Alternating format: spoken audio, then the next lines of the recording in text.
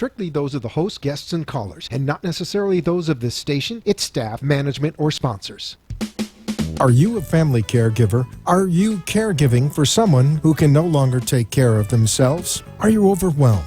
This is Caregiver Solutions Info with Marcia Teele. Marcia will be hosting an hour of true stories and information, tips and updates of the latest research and necessary information in the caregiving field, focusing on you, the family caregiver. An Alzheimer's disease and dementia care expert, Marcia has 15 years of hands-on experience at Arden Courts, a leader in assisted living dementia communities here in the U.S. Marcia covers everything you need to know as a family caregiver, especially if you care for a loved one with Alzheimer's disease or other related dementia or chronic illness. If you have a friend or relative that is also a family caregiver, call them now. They won't want to miss a minute. And let them know they can watch on caregiversolutions.info. And they can listen on WNN 1470 AM in South Florida or nationally on the iHeartRadio app.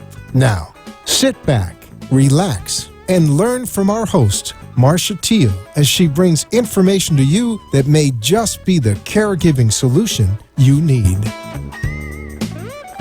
Hi, everyone, and welcome to Caregiver Solutions Info Show. I'm so glad that you could join us in our new time slot of 6 p.m. Eastern Standard Time. We are live from Boca Raton, Florida. This is a show about caregiving, about dementia, and about caregiving for dementia. And it's great for caregivers in general, but a lot of focus on the dementia aspect because as the baby boomers are aging, we find ourselves surrounded by our peers and others who are getting older, living longer, and therefore more prone to getting some memory loss. One of the biggest factors of memory loss is aging. So today we're going to be talking about aging. We have a wonderful guest coming on today. We're talking about aging and what's normal and what's not normal as we age. And if you're like me, this is toward the end of the year. The holidays are upon us. There's a lot going on, a lot we have to do, a lot of busyness, and a lot of stress. And even if you're not a caregiver, you find yourself busy and doing and going and thinking, oh, I forgot, where did I put my keys?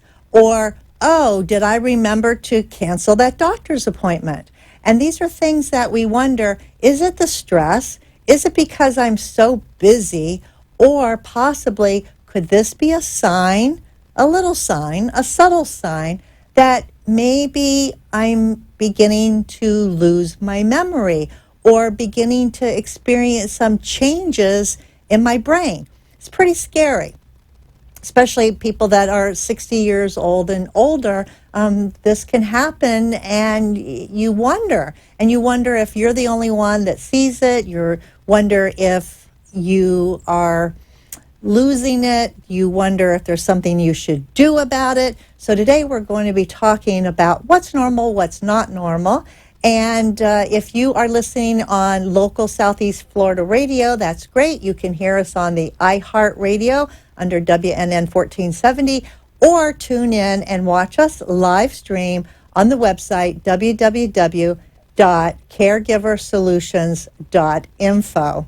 And so we'll begin today by setting the stage for looking at ourselves and looking at other people, especially as we gather around the holiday table, parties, people are getting together, maybe people you haven't seen for a while, maybe since last holiday time.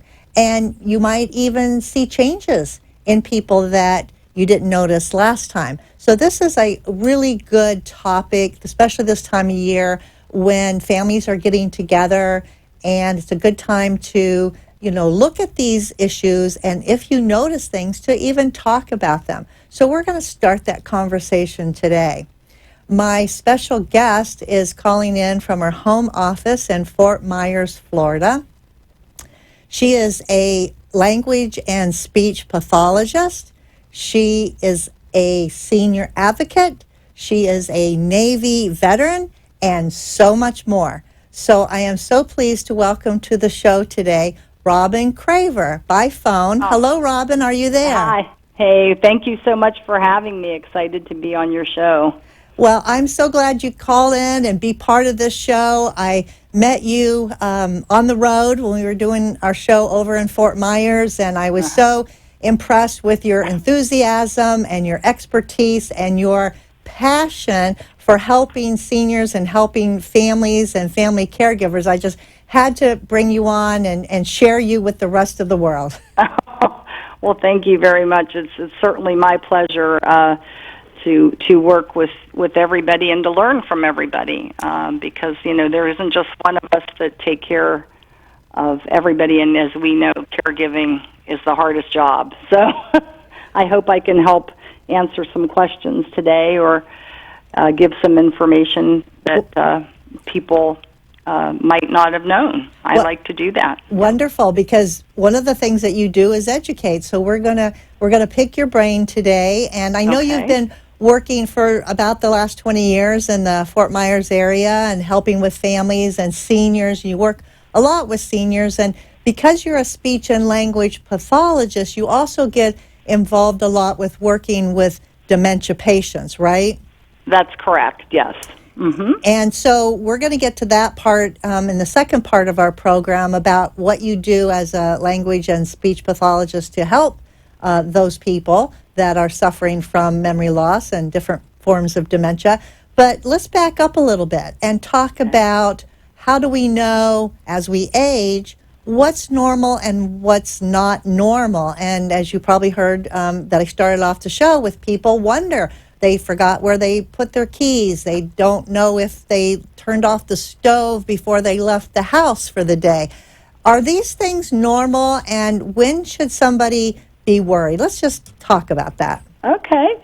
Well, yeah, it's a question that, of course, I get asked a lot. And so we use the ability to do something versus the inability to do something. So keys are always my favorite because some of the abilities of your short-term memory and thinking and learning new information, something regular about that would be if you forget some people's names or appointments, but you remember them later on. That's totally normal. Or occasionally forgetting something that you were told, like, say, this afternoon, and then you're like, what did that person say? Totally normal. Misplacing things from time to time, for example, your phone, glasses, or TV remote, but retracing your steps and then finding them. So all those are pretty normal and things I'm sure everybody's experienced. I had to put a bowl in front of my front door just to put my keys and my glasses because of stress. Stress is one thing that really affects our memory. So you mentioned that early on. So now that I've told you what kind of is normal with short-term memory, possible things that would change due to the symptom of dementia is forgetting the names of close friends and family or forgetting recent events. For example, if you just went out to eat last night and I said, hey, Marcia, where did you go? And you go, oh, I don't remember. I don't have time for all that. Well, that's not normal. You should remember really where you had your dinner the night before. And so what happens is when people start to forget, they start to cover up as well. What do you mean by cover up?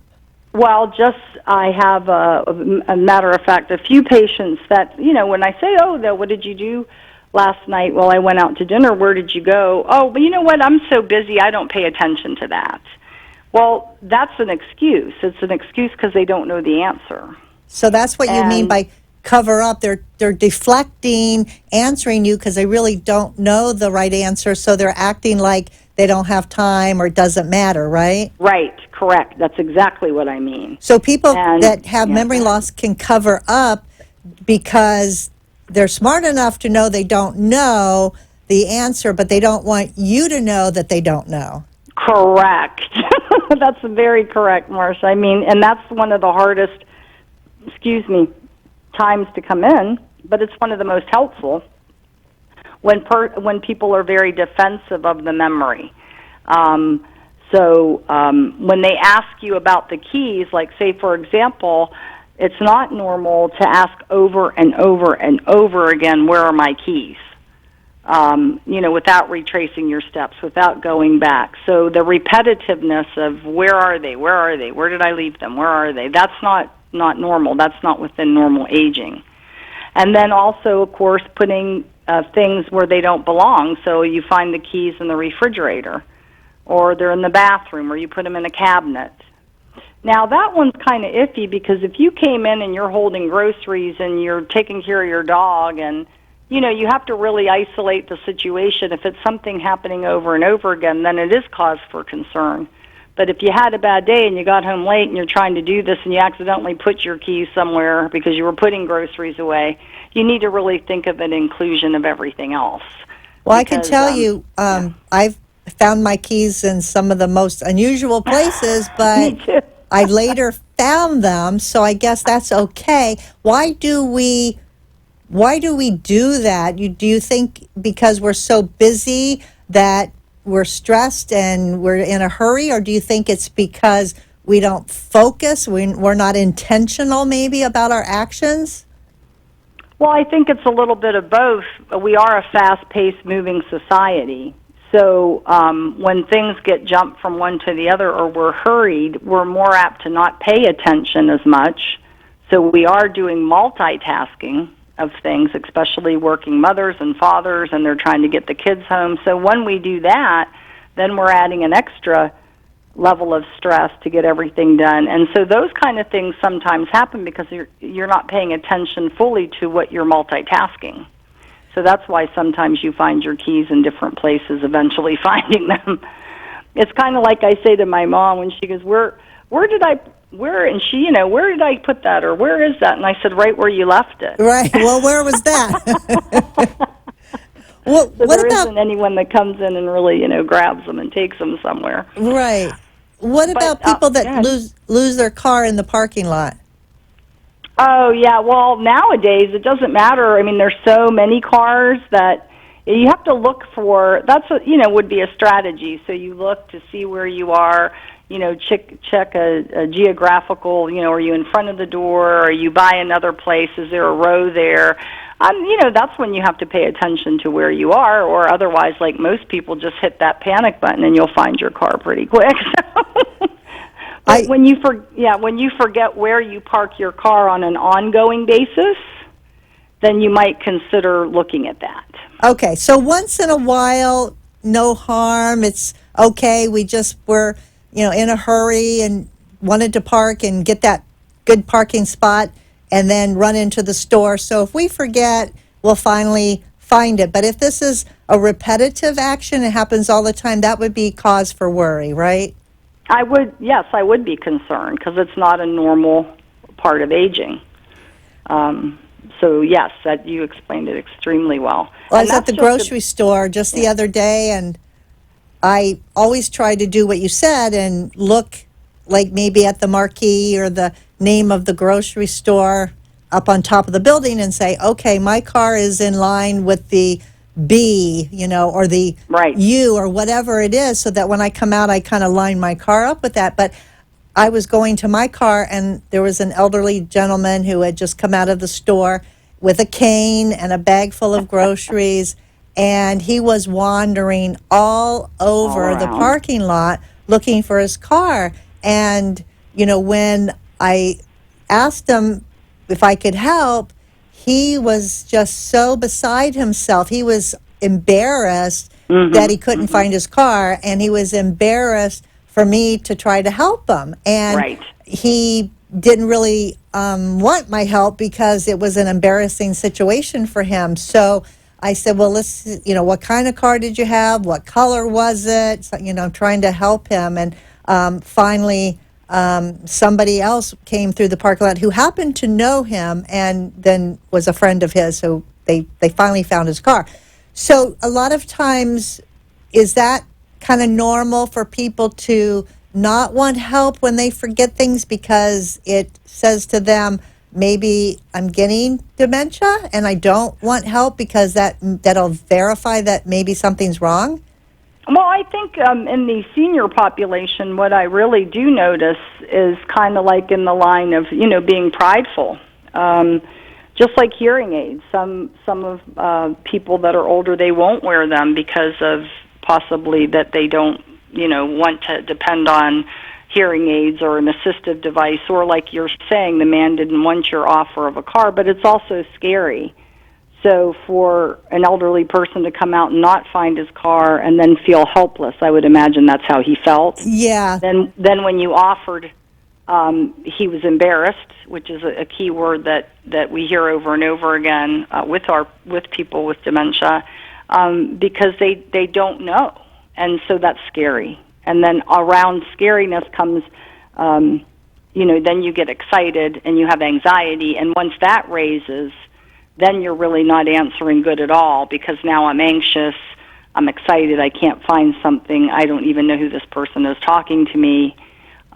So did it help when a familiar person came up to the person?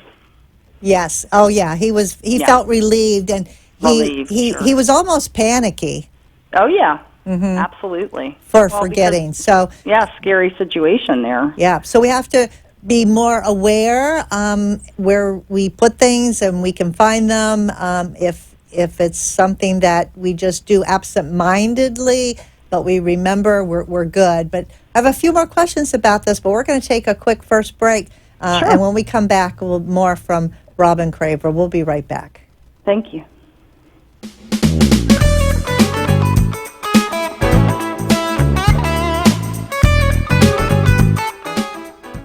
Arden Courts is not just a place to live, it's a place to call home. Residential living combined with quality caregiving. This is the philosophy behind Arden Courts. Communities created exclusively for individuals with Alzheimer's disease and related dementia who would benefit from a safe and structured environment. For additional information about any of the unique services Arden Courts provides, call 888-478-2410 to locate a community nearest you. Inquire about our educational seminars, resource library, or support groups, or simply feel free to ask questions you may have about Alzheimer's and related dementias. At Arden Courts, we know, we understand, and we can help, because memory care is all we do. Remember, call 888-478-2410 for additional information about any of the unique services Arden Courts provides. You are listening to your host, Marcia Teele, an Alzheimer's disease and dementia care expert on caregiversolutions.info. If you have a question or wish to share a story, call into the show at 888-565-1470 and talk with Marcia. Now, back to Caregiver Solutions. My special guest today is Robin Craver. She is a language and speech pathologist in the Fort Myers area, serving seniors for over 20 years. And we're talking right now about aging, what's normal and what's not normal. So, Robin, what about people that say, oh, I know that it's on the tip of my tongue, and it's something that they should know, something that they do know, but they can't get it out. That happens a lot to a lot of people. So is that normal, or is that something we should be aware of? And how can we know for sure? Does it matter how long it takes us to remember? How does that process work? Is it like, well, if you remember in 5 minutes, you're good, but if it takes you an hour, you're not so good? How does that work? Well, no, not really, Marcia. We move then from our short-term memory abilities to language. So you're in the language realm where you're having a bit of trouble finding the right words sometimes. So you feel yourself concentrating a little bit harder to keep up with the conversation, or that you lose what's going on. You get distracted. Too many people are talking. And all those are normal aging. We do have a lot of distractions now. Some people can't filter out background noise. Some people have hearing problems. So, like remembering a name, when your brain is working and you're trying to remember, let's say, I don't know, the word crystal, and you know it's on the tip of your tongue, and you're talking, and there it's not there, then you go on about something else. The more that you try to remember the word crystal normally, it'll go farther away from you. And that's why it comes back to you after you continue to talk to your friends. So then, that's what it was. Yeah, Crystal. sometimes it's Talking weird. about It just crystal. pops back in when you're talking Oh, about yeah. something completely different. It does. It does, and that's normal. So some possible changes due to dementia is you're having frequent problems finding the right word, or you're frequently referring to objects as that thing.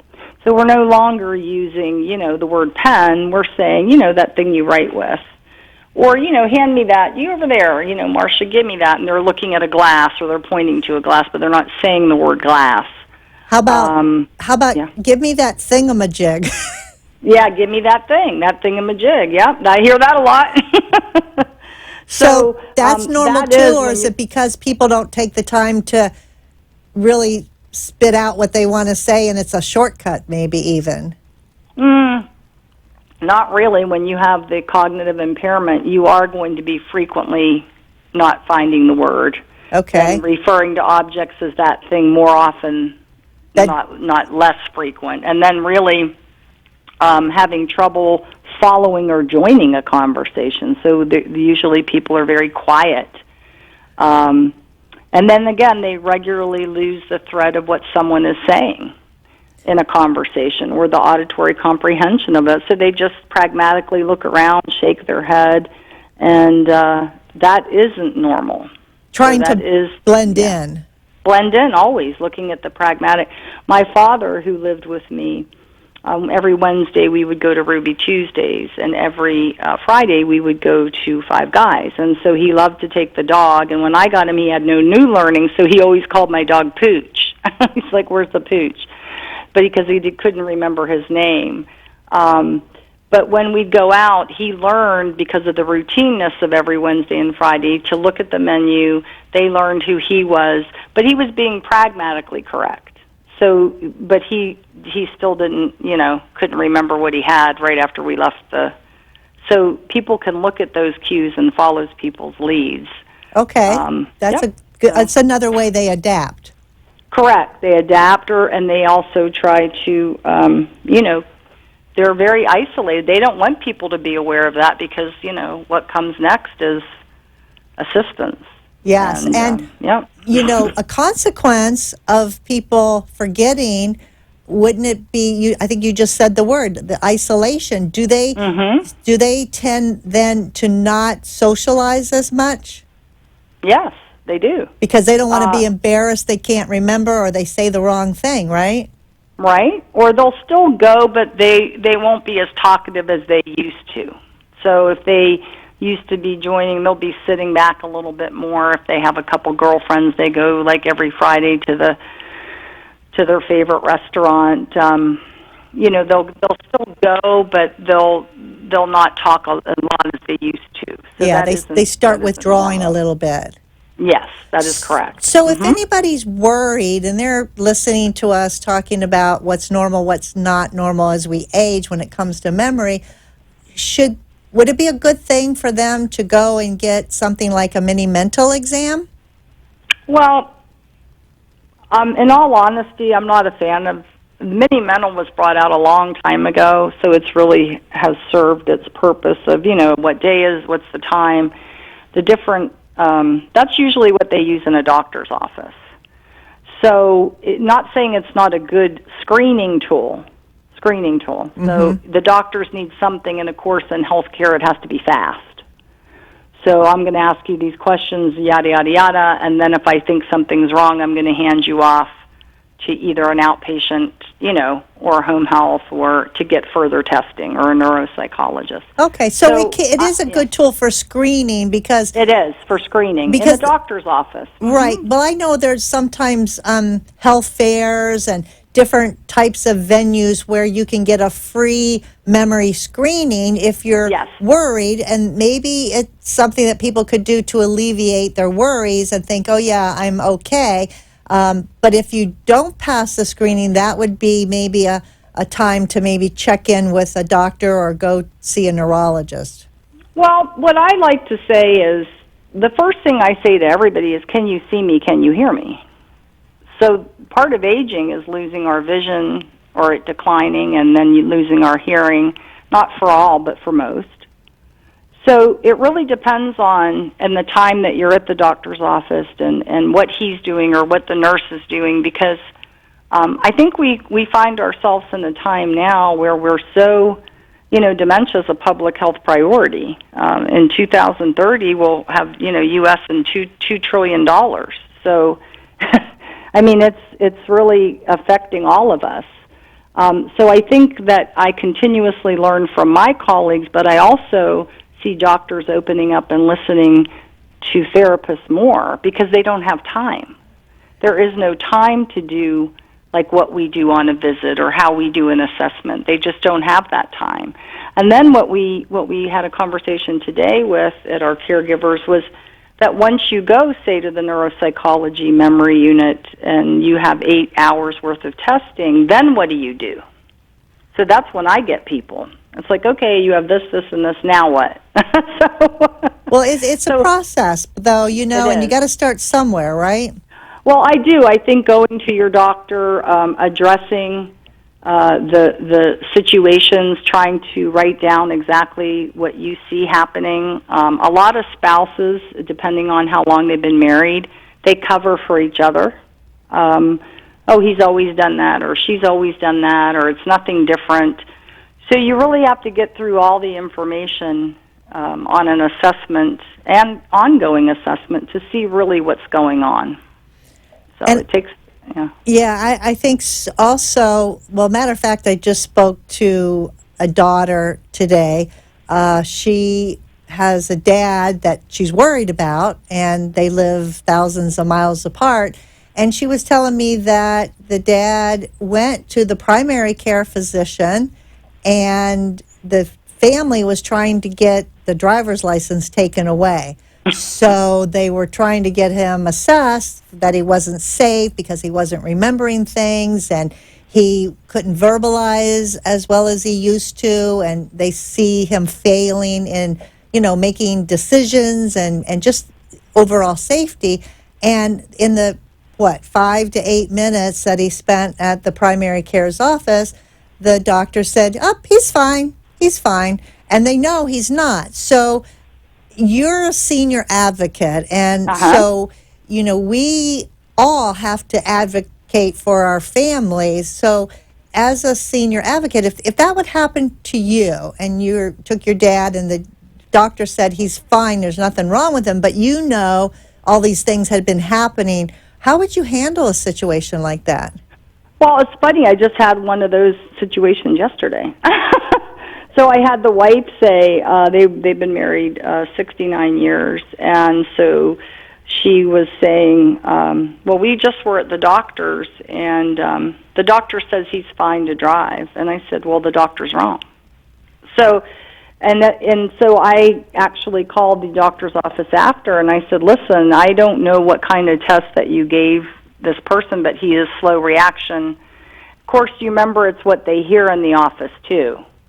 So sometimes what they hear is not, unless you have a whole team of family with you, it's the doctors really, I find, that never want to say you can't drive. I don't know why. I had the same thing with my dad. They wouldn't tell him he couldn't drive, so we did little things like, unhook the battery, and eventually when you get rid of the car, then it's not there, so then it didn't seem to be bothersome once it left because he didn't see it. But I am always honest with patients, as honest and as, massaging as I can be about the situation, because it's a very difficult one. But there's always also tests you can have. They're private pay tests, but you can do that. So if I have somebody that's really adamant, I send them to a referral source here in Fort Myers that I know does a good job in the testing. But I see that story all the time, Marcia, and the doctor says they're okay, but they're not. No, you have to be good consumers of your health care. That's where that comes in. Doc, I don't think he is. Why don't you tell me why you think he is? and I think that people need to know that it's okay to challenge the doctor. Absolutely. I mean, that's part of an advocate, is sticking up for that, what you know to be true and what you know to be right, even though it might feel a little bit uncomfortable, because a lot of people do get uncomfortable challenging a doctor's opinion, but they're human too. Absolutely. And I think I've been pretty lucky. Of course, I don't call up and say to the doctor, hey, you're wrong. I don't. But what I said to her was that he is wrong, because it was that simple for me to say that to the wife, to kind of cut that down, because she wants him to be, who he used to be. And so for me to be able to say that to her, but when I do call the doctor, I'll be like, can you tell me the situation at the last visit? Was this brought up? And then here's what I see. So I certainly try to come through as a collaborator and as a team player. But I think the most important thing you said, Marcia, is that, the old days of doctor, coming to your house, and those days are over. So to be a good consumer of your health care is a full-time job in itself. Right. Because they are human. Doctors are human. It's fast-paced. Healthcare is going up. It's minute by minute by minute. And so you should challenge. You should ask the question. If you don't like your doctor, then, I always use the example of if someone comes to your house and you have a plumbing, something is wrong with your plumbing, and the guy comes in and he makes a mess and he didn't fix the drain and he wasn't very nice. So, what would you do? Well, get another plumber. Get another plumber. But healthcare is no different. Get another doctor, get another nurse, get another therapist, get another home health. Right. Get another outpatient. Because if we don't start doing that, then this whole business of healthcare, that is $1 billion business going into $1 trillion business, is, how much money do we all need? That's why I work the way that I do, because I give the patients what they need. I have that luxury. And unfortunately, our system isn't set up. But challenging and wanting to know the answers to keep your loved ones safe, nothing wrong with that. Right. And I like what you said. The tip that you gave is take notes. If you're a spouse and you're living with them day to day and you notice things happening and they're doing, odd behaviors or saying odd things, keep a little journal, because if you note those things, then you can go to the next doctor's visit and be specific, and have a log to explain to the doctor, this is what actually I'm seeing, and you're gonna set a precedence there that I don't think a doctor could ignore those things. No, not at all. And those visits, I do give little journals, because they're all on time. So write your questions beforehand, get to and then I think the best thing is to surround yourself with more than good referral sources. So that's what I have. If I don't know the answer, I'll find it. And I'll find someone who can help you. There you go. The navigation of this healthcare system is in itself, a challenge. So, yeah, with or without dementia. That's right. That's right. Well, we've got to go to commercial break. When we come back, we're going to talk more with Robin Craver, senior advocate, language speech pathologist, and we're moving on to another topic that is really interests a lot of people. So how to better communicate with someone that does have some memory loss. So you'll want to stay tuned and join us for that conversation. We'll be right back.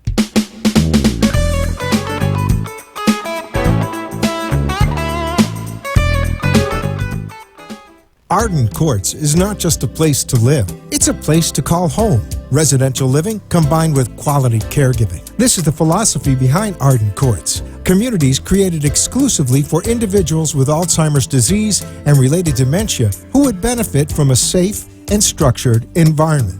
For additional information about any of the unique services Arden Courts provides, call 888-478-2410 to locate a community nearest you. Inquire about our educational seminars, resource library, or support groups, or simply feel free to ask questions you may have about Alzheimer's and related dementias. At Arden Courts, we know, we understand, and we can help, because memory care is all we do. Remember, call 888-478-2410 2410 for additional information about any of the unique services Arden Courts provides. You are listening to your host, Marcia Teele, an Alzheimer's disease and dementia care expert on caregiversolutions.info. If you have a question or wish to share a story, call into the show at 888-565-1470 and talk with Marcia. Now, back to Caregiver Solutions. I'd like to take this opportunity to thank our national sponsor of this program, Arden Courts Memory Care Community. Arden Courts is an assisted living that only does memory care, and so they specialize in helping families to help their loved ones to lead a quality of life when sometimes home is not enough. And they offer lots of services, and not only for the resident, but also for the family. One of the wonderful things that they do is offer resources. And as our guest mentioned at the beginning of the program, you need to know where to get your resources. And today, because you are listening to this program, Arden Courts would like to give to you for free this book. It's called the 36-Hour Day Book. It's a wonderful resource for caregivers. It is a family guide to dementia and Alzheimer's, different types of dementia, memory loss in later life. It was written by Dr. Peter Rabins from Johns Hopkins University.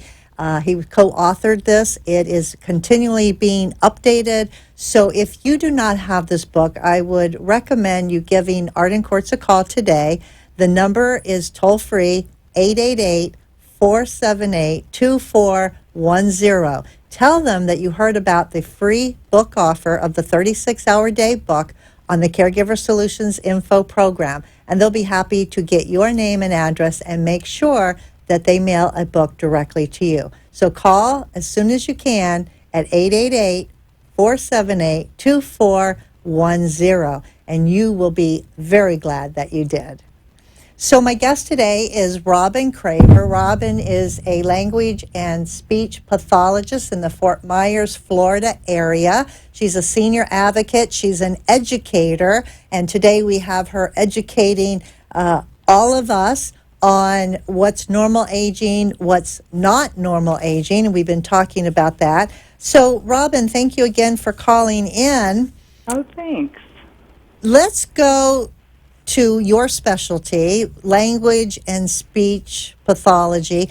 How does what you do, language and speech pathology, relate and help people with dementia? What do you do, and how do you get involved, and what kind of things are you able to share with caregivers about the relationship between dementia and speech and language?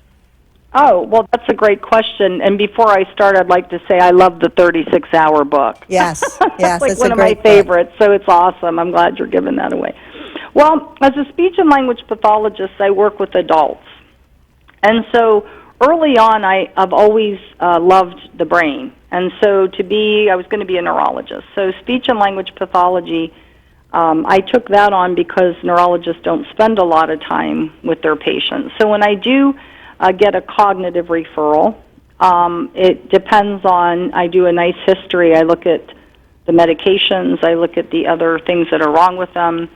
I do a very good history, and then I go in, and that's when I decide what kind of assessments I would do with a patient. That's why at first, can they read and write is very important. Reading and writing have a correlation as when impairment comes. And so usually all my cognitive patients have a writing task. And people are surprised by that, so I'm able to get them to connect those two modalities. So we do testing, and then I do an individualized dementia program for, it depends if the caregiver can be cued. It depends on where they are. I do it for the private cares that live there or the families. And that's an individual plan where we create it together. Like, what's the patient's goal? What's the family's goal? Are they sundowning? Do you want them not to do that? What's happening? Is there a behavior that's unsafe that you can't get a hold of. For example, I had a question today about showering, and so when I was in a skilled nursing facility, the girls were having a hard time, the CNAs, getting this guy to shower. And I said, well, does he have anything wrong with his teeth? No, he has his own teeth. I said, is he a diabetic? No. I said, who has a piece of gum? So someone had a piece of bubble gum. I said, give him a piece of gum. And so they gave him a piece of gum, and then I was able to guide him by his elbow to the shower. So explain to us how that worked, and why did you do that? Because what was happening there with him? Well, there was he was trying to focus. Well, the reason I said to do the gum was because he couldn't do the two motors at the same time. So I was able to guide him to the shower while he was focusing on chewing gum. Just this particular person, it doesn't work on everybody. So I was telling everybody, don't go out and get a pack of gum. But it's because he could not do two motors at the same time. So while he was distracted, he was able to get in the shower. So the gum was a distraction to what you wanted him to ultimately do for you. Correct. Mm-hmm. Well, that was pretty smart. Well, I'm always learning by the patients. Like, people say, how do you... And I said, well, I asked them. So I had another patient come to the nurse's station, and the CNAs and nurses like, Robin, she won't stop walking, and look, she's sitting there just tapping her feet.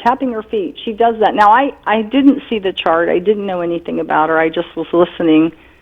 We can't get her to stop. And I said, well, if I had to guess, she probably has peripheral neuropathy. And so she did. So they pulled her chart out. And she also had a diagnosis of Lewy bodies. So she was one of my fun ones that we got on a train together because they see things. But the reason being that when her feet are moving, it doesn't hurt her. And when she stops them, it does. So when you don't have words, you communicate through actions. Just like a guy that loves milk, he had a glass of milk, and they were so happy, and they gave him another one, and he threw it. Well, they thought he was aggressive, but he didn't want another glass of milk. So he couldn't say that, so he let you know, I'm done with this. Oh, yeah. Mm-hmm. Almost like a 2-year-old or a toddler. Right, yep. I mean, that's the same behavioral, yes. I don't have language, so I'm going to throw it. Yeah. Well, I observed my 18-month-old grandson over Thanksgiving, and he knew what he wanted, although he didn't have the verbal skills to actually say to his mother what he wanted. But she was sitting next to him while he was eating in a high chair, and he kind of tugged on her shirt.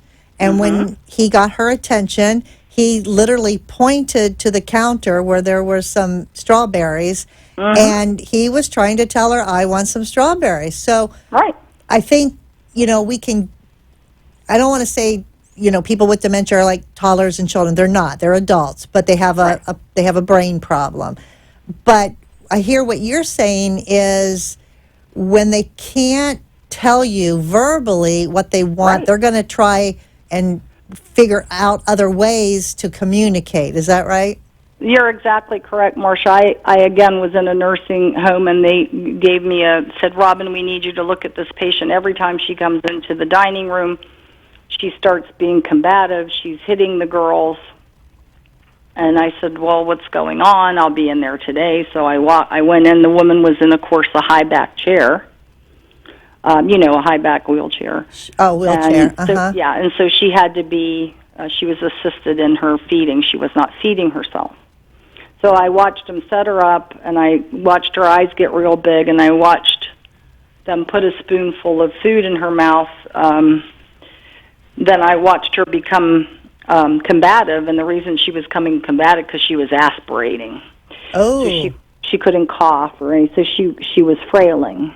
So that's why. So when we see our situations with our different glasses on, I'm always looking at another angle. Like, so what's going on? What's happening? It's no different than today when I was sitting next to a person and I got close, real close, and I said, now, you don't have any words. Now, what are you going to do? I'm in your space.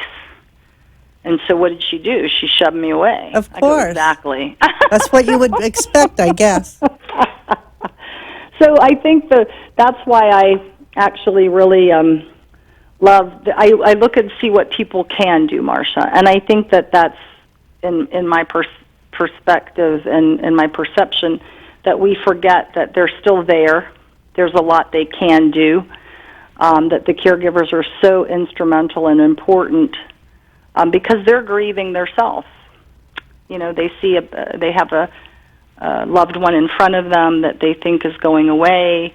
They're not remembering, and they're now changing their undergarments, making sure they're fed, and they didn't think they would be here either. So, we have to look at the whole situation because it's one that I actually always honor to work, because I'm always learning and I'm always listening and I'm always watching the dynamics. So if a husband and wife have been married 71 years and she always took care of them, then she always cooked for him.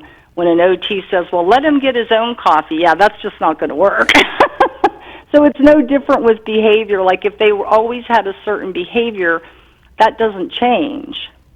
I mean, they're always going to be the person they are, but through communication, I think some of our behaviors happen, and when the brain does change with our hallucinations, then things do happen that we have to understand what can we do to make sure this person's safe.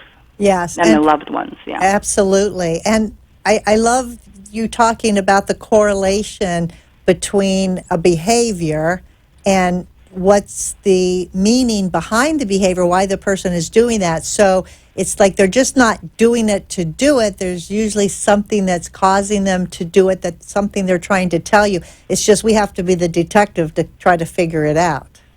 Yeah, absolutely. Absolutely. A continuous, without asking them questions. So that's, again, like it was so funny with my husband and wife the other day, because I just handed her having a conversation with a memory impaired person. It tells you everything to do, and it's nice and short. And then it says what to avoid. Do not quiz the person or ask lots of specific questions. So there, she read it and she goes, yeah. She goes, so whose birthday's tomorrow, and what's our son's name? And I'm like, so even sometimes when you have it right in front of you, it is a delicate balance to teach someone who's maybe been the one who's always in control, and having to adapt that communication to be a little bit more directed to what the patient needs and not what the caregiver needs.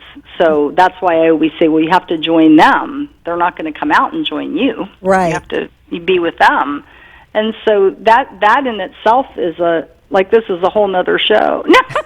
Well, we could talk about things that related to this forever, as you know, but that is a very common action that family members do. They quiz their loved one because they want them to remember. They want them to know who they are and what was important to them in their life. And they do all these quizzing things because maybe they feel that if I quiz him, he'll remember, or it'll help keep him, maybe better memory at the top of this game.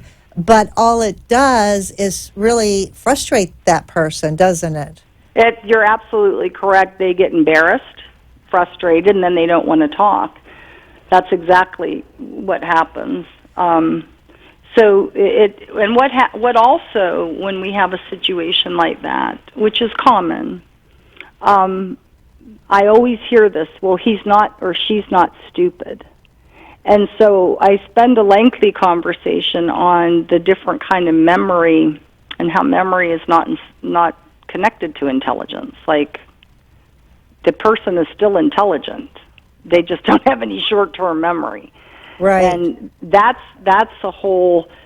could be a whole book too, because I often do think, even when I am, sitting across and watching with my own father who lived with me, and we had a different schedule, but when we'd go out the 2 nights I told you about, where I lived was a beautiful bougainvillea.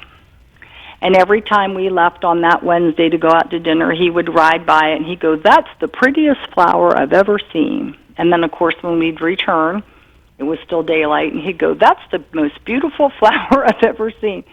So this went on and on as he stayed with me every time he passed the bougainvillea. So I started to think myself, that everyone thinks, oh, short-term memory, and it's so, so terrible in this. But I often think sometimes it could be a gift, because I took it, like, I never noticed a bougainvillea. I never noticed its beauty, not to mention every time I saw it. So it really taught me a lesson to kind of live in that moment and be able to appreciate those things that I don't see all the time. Yeah. I start to see them differently, yeah. That's a great observation. They do live in the moment, many people with dementia, and you can really enjoy their company if you go there with them and, like we talked about, not try to get them to remember things that they're not going to remember, Right. and be in the moment with them. Exactly. I want to bring up, before we have to end our talk today, because this has been so incredibly wonderful talking with you, but you have started something recently in the Fort Myers area, and we have them throughout the different art and courts in the country, something called the Memory Cafe. Will you explain what a Memory Cafe is and what you do there? Well, I'll try. Well, I remember the history of the Memory Cafe. I think when we first had ours is that, people sit around a cafe and that they're going to talk. And this is specifically for caregivers.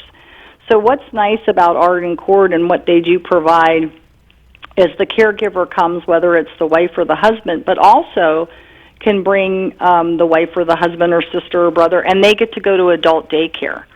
So it gives the caregivers time to sit, talk amongst themselves about their frustrations, about the things that they have that are alike, about their depression they feel, the loss of their loved one. And they also, at the same time, get to have their loved one be participating in adult daycare, which shows them just a little light touch of respite, which is really, really needed for the caregiver. We had a very good Memory Cafe today, which was talking about, we had a new person come, and she was talking about, hey, my husband doesn't want to take a shower.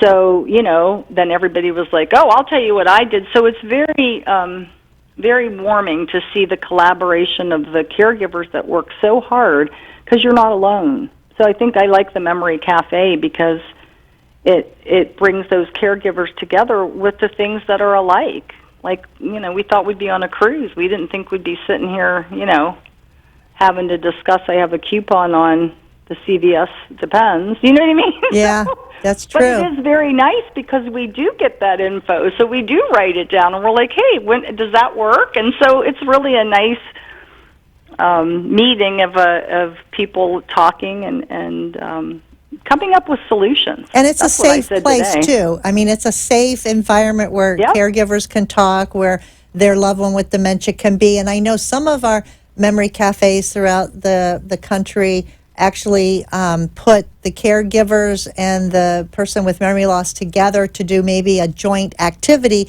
so they're in community with each other. Oh, that would be nice, too. We haven't had that yet. So I just know that they go to the adult daycare. Now, if somebody wants to stay with them, they can. Yeah. But I tell you, once they see how much fun everybody's having, they usually leave the room. So. Yeah.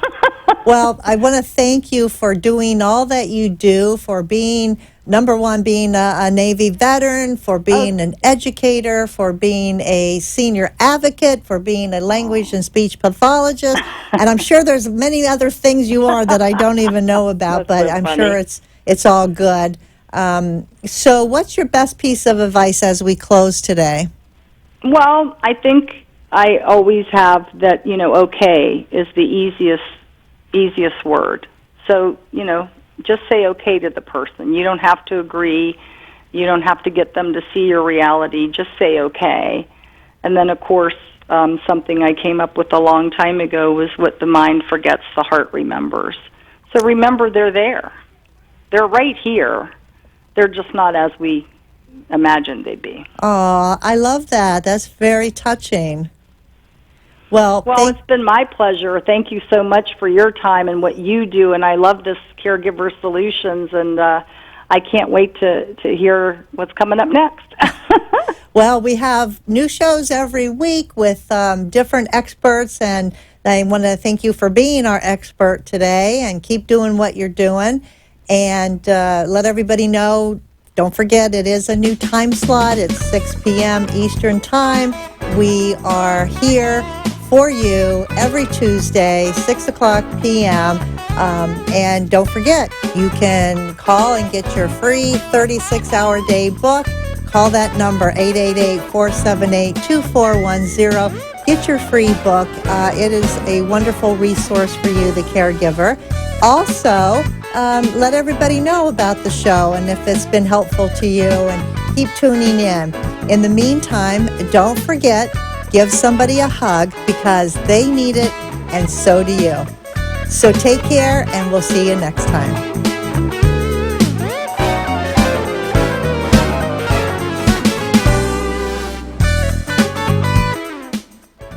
Thanks for joining us for this week's Caregiver Solutions with Marcia Teele. Join us next week as Marcia, who has 15 years of Alzheimer's disease and dementia care experience, brings you more needed information to help with the care of your loved one. This show can be seen again on caregiversolutions.info, and questions can be left on the site, which may be used on the program to help others. See you next week for more Caregiver Solutions.